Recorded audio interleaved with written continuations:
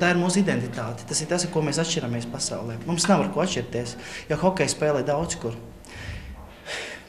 Daudz kur ir ļoti izcili sportisti, bet dziesmu svētki ir tikai un vienīgi Baltijas valstīs saglabājušies.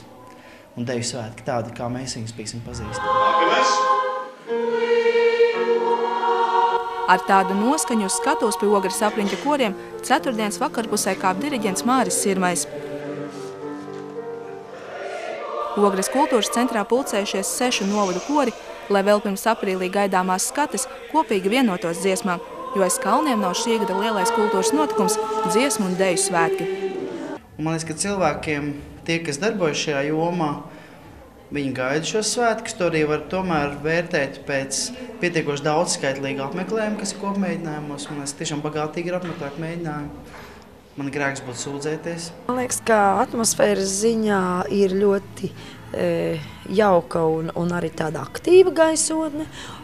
Un gatavības ziņā ir dziesmas, kas ir pavisam labi gatavas, un ir dziesmas, kurām varbūt ir svarīgi vēl pastrādāt individuālos mēģinājumos, bet tieši šā vakara kopmēģinājums arī būs ļoti būtisks, jo te būs dažas no jaunajām dziesmām, kuriem nav iepriekš bijušas. Un tad kopā ar virsdiriģentiem Māri Sirmo, Ivaru Cinkus, Mārtiņu Ozoliņu, kori, tā teikt, pirmajā lasījumā iepazīsies kopīgā skanējuma gan ar Raimondu Tigulu Dodieviņu, gan ar Uģa Prauliņa Līgo nakts mistēriju.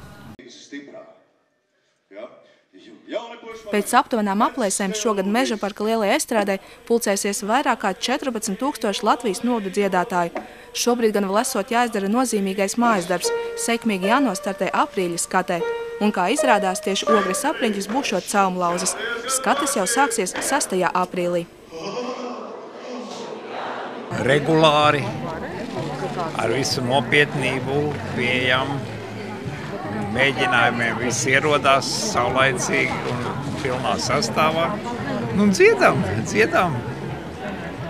Kuri jums jau šie būs dziesmu svētki? Kā 3. vai 4. apmēram. Sen jau dziedu no pusmūža. Ir jau kāds pirms dziesmu svētku noskaņojums vai vēl nejūtās? Ir ik pa brīdim ir ceļš, kad ir kopmēģinājumi, jau 3. ja nemaldos, šis kopmēģinājums ir. Un ir, jā. Gatavojam tērpus, skatē, viss stāv, tā kā ir. Virsdiriģenti minēja, ka kopmēģinājumiem ir tāda īpaša aura, vai arī koristiem tā liekas? Man liekas, ka jā, jo tas tomēr ir savādāk, ka te ir visi kori no Ogres rajona un visi kopā, nevis tikai tavs koris, un tad skaļāk viss, un tā kopības sajūta ir jau, manuprāt, tomēr. Savukārt Ķeguma novadam šis gads esot dubult nozīmīgs, jo pēc vairāku gadu pārtraukuma novadā atdzimis koris un atsākts grūtais un atbildīgais ceļš uz lielajiem Mežaparka svētkiem. Kā skaidro kora diriģente, viennozīmīgi jauniešiem dziesmu svētki ir galvenais atskaites punkts dalībai korī. Īstenībā jaunieši ļoti daudz, ļoti dziedoši, ļoti skaistām balsīm.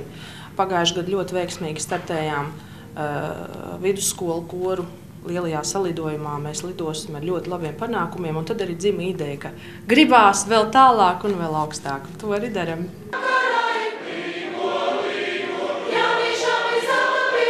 Skan labi, tāpēc kopmēģinājumi, kas beidzies dažas minūtes pirms 10. vakarā, saka Ogres apriņķa virsvadītāja Aira Birziņa.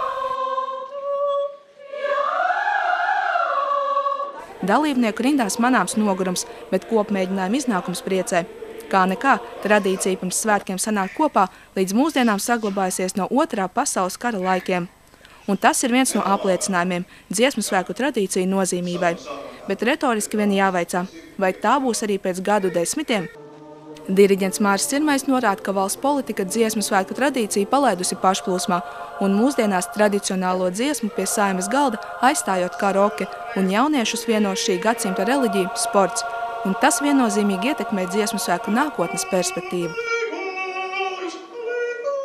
tas vidējais, man liekas, ka tas dziedātāju vecums diezgan stipri noveco šobrīd. Un man liekas, ka tā tradīcija un ar visām tām aktivitātēm, kas šobrīd notiek ar stundu samazināšanu, mūzikas vispārībā, varbūt tās lomas samazināšanu mūsu izglītības jomā, protams, ka tas ārkārtīgi zaudē to aktualitāti.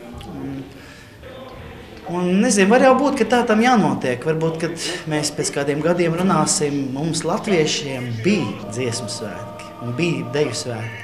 Iespējams, ka mēs tā runāsim. Varbūt, ka mūsu paaudzes cer, ka to nepiedzīvos, bet tā varētu būt, jā. Bravo, ļoti labi, lieliski, malači. Dārts Strabotska, Laura Liepiņa, Artis Sup, Ogres televīzija.